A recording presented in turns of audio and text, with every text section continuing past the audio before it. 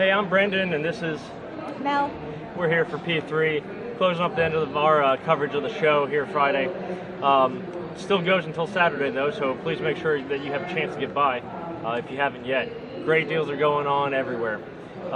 We just wanted to talk a little bit about the show. It was a good show, pretty well attended. Today was a little lighter than yesterday. Yesterday, you could barely move through the aisles. Today, you could actually get around. So I'm expecting tomorrow's going to be really busy if you're coming. We have a couple pics of the show that we wanted to highlight, and so I'll let Mel go first here with hers. One of the products that I really liked and thought was very innovative was by a company called PlatyPod, and it was a small little plate that acts as a tripod that you can stabilize your camera yet still fit it in your pocket. You don't have to lug a tripod with you everywhere you go. A little gem I found was a great storage device by Glyph, the AtomRAID SSD.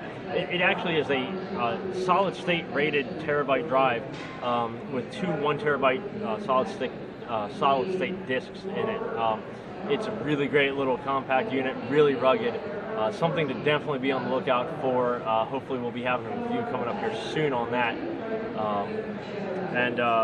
And then we had a really interesting thing. About 4 weeks ago, LowePro and Joby finally officially announced that they were merging.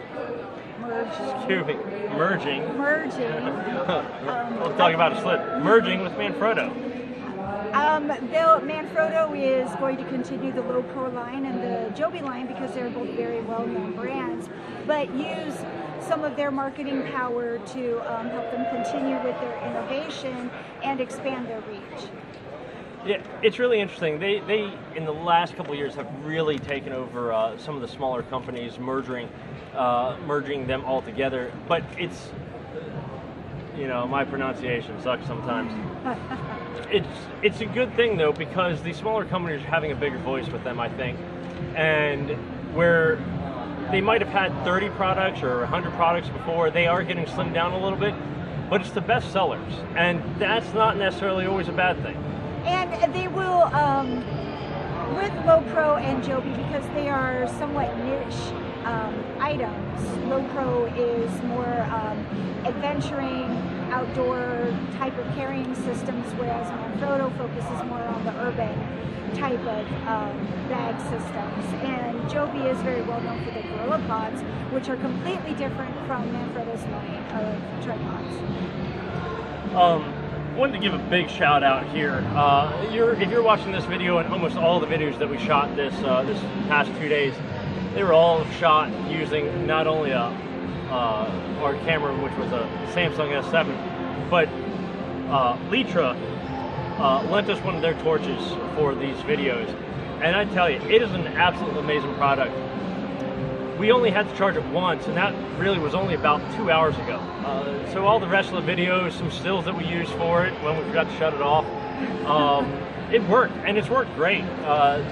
Our rig, we'll be doing a bit on the rig.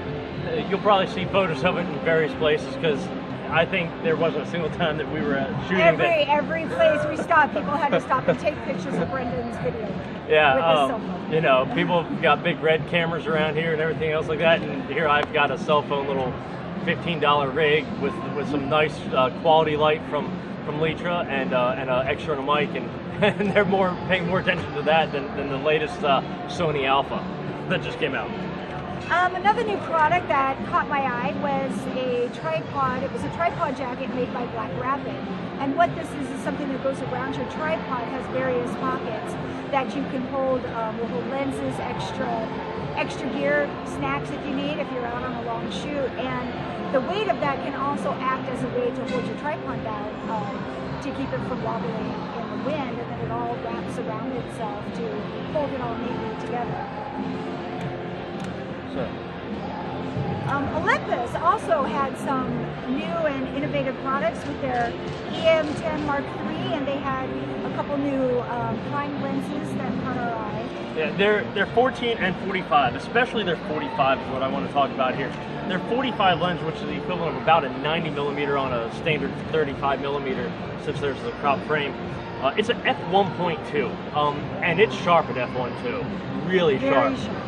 Now, granted, they're running on a 16 megapixel sensor, and some people these days with the latest announcements from Nikon and Sony are going to say, well, it's not 40 plus megapixels. I'll tell you what, show me where 40 plus megapixels is needed for the average shooter. I still run a D3, and most of my clients, they love it. And it's 12 megapixel. With so much, I think with so much being web-based, more people are looking for, they need the smaller images anyway, because most of your image sharing is not coming with your large wall-size prints, but... And plus, I mean, I see all the time people are talking about that they're looking at now buying a new computer because they're looking at the new Nikon. You don't have to do that with the Olympus. No. And although they're both camera companies and they are competing for market share, it is somewhat of a little bit of different market share. But I'll tell you what, it's a camera, the EM10 Mark III, they're classifying it as more of an entry-level camera to their mirrorless interchangeable lens line, but it's one heck of a power horse. It's definitely not your cell phone camera or even your point and shoot of yesteryear. No. Plus, you can use all those Olympus lenses and any of the Macro Four Thirds standard mount that they've got. Oh, what about the display of Nikon for their 100th anniversary? Yeah. Now Nikon, as we just got talking about the D850, Nikon had one heck of a display of their history over the last 100 years. You'll be seeing a video coming up where we went over some of that history with Steve, one of their head product guys. It was absolutely amazing to see the timeline. The space cameras. The cameras that they developed several cameras for NASA, so my pronunciation, that were used in, was it the space shuttles? Space shuttle, the space station.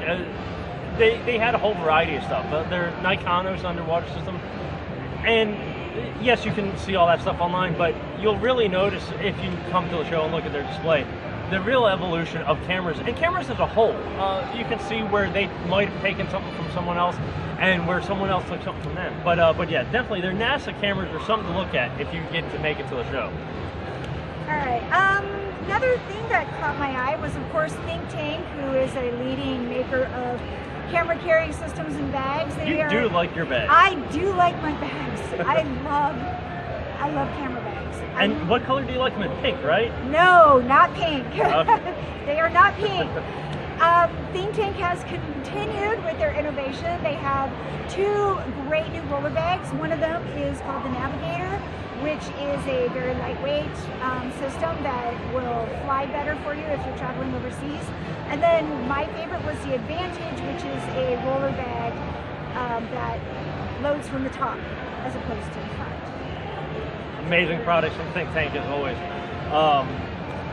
One other thing that I want to talk about was the Sigma. They come out with their 16mm contemporary lens.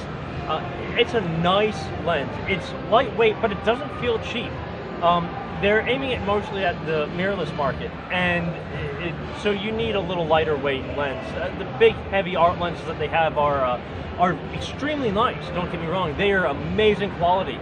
But sometimes it gets a little heavy on your shoulder or your neck.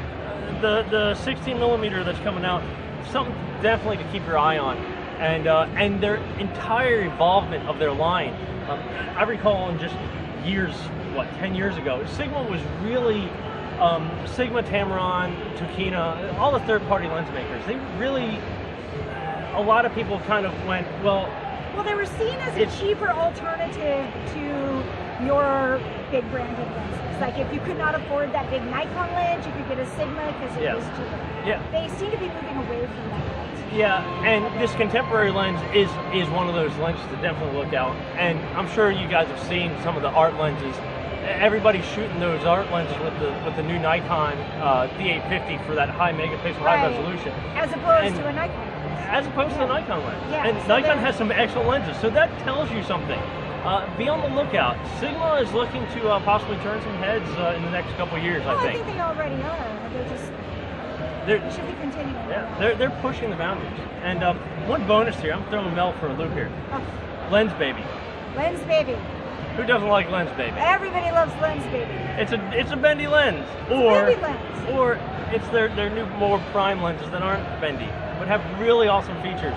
The Velvet 85, the soft 80. Yeah, well, and just the fact that you can just buy one base and then interchange it, so you can have for most of their systems. It's a system. It's great. And when they first came out, everybody looked at them and thought cheesy. And I'll tell you what, they're cheesy, but they're fun. They're fun, and I'll bet you can find lots of some creative wedding photographers, portrait photographers using them till this day, and still will. I use mine. I know that my clients love it, and I'm sure yours do too, don't they? Yes. Yep. Yeah. Well, that's what we have for the show here from PPE. We've got some writing that we'll be doing in the next couple days coming up. Several product reviews from products that we'll be getting after the show. So, and again, a big shout out to Litra for their torch. The light on this video is brought to you by Litra. They really came through. Thank you, and have a great day. Have a great show, and that's us signing off from New York. So we're no longer live from New York. And it's Enjoy. not Saturday. Tomorrow it'll be.